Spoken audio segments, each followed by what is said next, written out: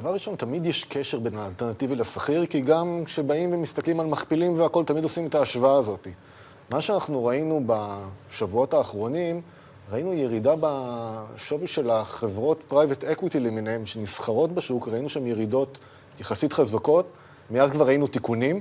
אחד החששות של המשקיעים זה שהם השקיעו יותר מדי בכל מיני חברות תוכנה.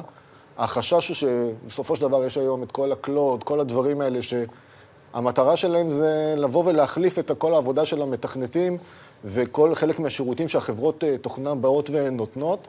והחשש של המשקיעים פה שהחשיפה הייתה גבוהה מדי. אני חייב להגיד שהיה לי הרבה מאוד שיחות שבועיים האחרונים עם כל מיני חברות פרייבט אקוויטי, כי אני אישית ההרגשה שלי הייתה דווקא שהם פחות נמצאים בהיקפים שדיברו עליהם ושאנחנו ראינו את הירידות בשווקים, ואני חייב להגיד שזה די חיזק את מה שגם חשבתי. כן, ההשפעה היא בעיקר על ה-VC, ששם כן מי שהיום לא מתמחר נכון את כל הכניסה בכלל של ה-AI, הוא יכול להיות בבעיה מאוד גדולה, לכן אני חושב שיש חשיבות מאוד גדולה לבוא ולהבין את האסטרטגיות של הקרנות.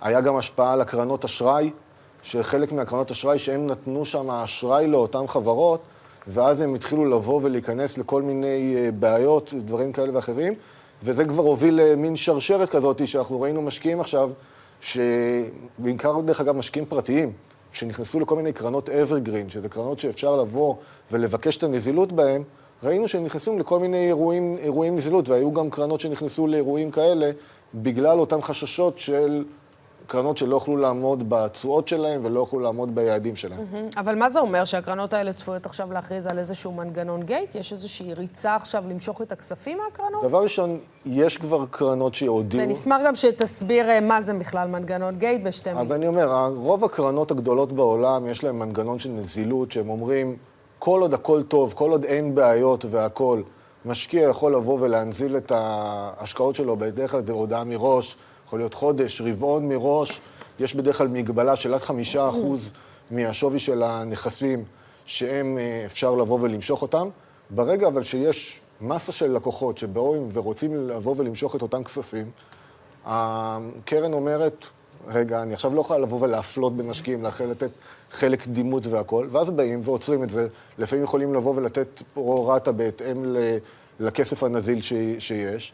חלק מהבעיות גם שיכול להיות, במיוחד שאנחנו רואים תנודתיות בשווקים, זה גם באיזה שווי מוציאים אותם. כי אם אנחנו רואים את השוק השכיר, כמו שאמרת מקודם, שהיה בו תנודתיות, ראינו חברות תוכנה שבאו וירדו, ועדיין בקרנות זה עדיין לא בא לידי ביטוי, אז עכשיו השאלה, אם אנחנו מוציאים את המשקיע בנב הנכון. אז לפעמים רק בגלל החוסר ודאות הזה, אנחנו רואים קרנות שלפעמים יש להם את האפשרות לבוא ולהנזיל את הכספים. אבל יותר נוח להם להכריז על מנגנון גייט, ואז לפרוס את זה גם כמה שנים לרוב קדימה, עד שהמשקיעים יקבלו את הכסף. חשוב להגיד, המטרה היא שזה לא יהיה משהו שלאורך זמן קורה, אבל כן, זה חלק מהמנגנון שבא לבוא ולהגיד למשקיעים, יש לנו עכשיו בעיה של נזילות. אבל השאלה אם אנחנו לא צפויים או קרובים לאיזשהו אפקט דומינו שישפיע גם על כל העולם האלטרנטיבי. כי הזכרת את הקרנות פרייבט אקוויטי, וזרקת ממש בקצרה להעביר את הנושא של החוב. הלוא כל החברות האלו התמנפו, לקחו הלוואות מאותן קרנות שסיפקו עבורם את החוב הזה. ובסוף, אם עכשיו באים ודורשים את הכסף, אז למעשה אותן חברות מקבלות חצי מכל הכיוונים האפשריים. אז דבר ראשון, האם הם מושפעים? ברור שהם גם יכולים להיות מושפעים מהדברים האלה, אבל צריך לזכור שיש להם מנגנון בכלל שערוך, שהוא שערוך לאורך זמן, אוקיי? כמו שאנחנו לא רואים את השערוך קופץ למעלה, כשאנחנו רואים את השווקי המניות עולים בצורה חזקה. כן, אבל אנחנו רואים גם בלא מעט קרנות שהשערוך הוא חודשי. ובשערוך החודשי כן רואים את זה. ואחת הבעיות המרכזיות בעולם הזה, זה שלקחו השקעות שהן השקעות ארוכות טווח, ופתאום הפכו אותן להשקעות קצרות טווח, השקעות evergreen, וזה לאו דווקא מתאים לסוג ההשקעה. אני מסכים איתך, חלק מהבעיות שלה, זה ספציפית של קרנות evergreen, שאנחנו ראינו היום את כל הגופים הכי גדולים בעולם, באים ופותחים את אותם קרנות. כן, יש בעיה שהם לקחו נכס, שהנכס הבסיס הוא להשקעות לטווח ארוך, והם לא יכולים לבוא, וגם מבחינת שערוכים, לפעמים גם מבחינת נזילות. לכן הם עושים כל מיני פוקט כזה של מרכיב של נזילות. לדוגמה, גם קרנות פרייבט אקוויטי מחזיקים בפנים חלק אגרות חוב סחירות, מחזיקים הלוואות, כל מיני מנגנונים שיבואו ויתנו להם את אותו אפשרות של האשראי. לגבי הנושא של השערוך, אני כן חושב שזה חלק מהנושא, דיברנו הרבה פעמים פה על הנושא של ה-DD שצריך לעשות, צריך לבוא ולהבין מה משקיעים בפועל, איך מבצעים את אותה שערוך, האם יש מתאם בין החלק השכיר לחלק הלא שכיר, כי אם נותנים נב חודשי, אז כן, חלק מהדברים שהם יסתכלו על המכפילים שיש בשוק השכיר, כדי לבוא ולהשליך אותם על החלק הלא שכיר.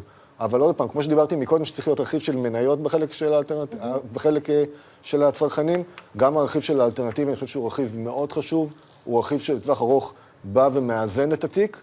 אני חושב אבל שהפיקינג פה והחשיבות מאוד גדולה לבוא ולבחון את ההשקעות ולהבין במה משקיעים, חשיבות מאוד גדולה, במיוחד בעולם של האלטרנטיבי. אז מה הטיפ הכי טוב שאתה יכול לתת עכשיו ללקוח שצופה בנו, או למשקיע שצופה בנו, והוא רגע לפני כניסה להשקעה אלטרנטיבית? אני חושב ששני הדברים המרכזיים שצריכים להבין, זה דבר ראשון, מי הגוף שעובדים איתו, מה הניסיון שיש לו, ולהבין את הנכס הבסיס.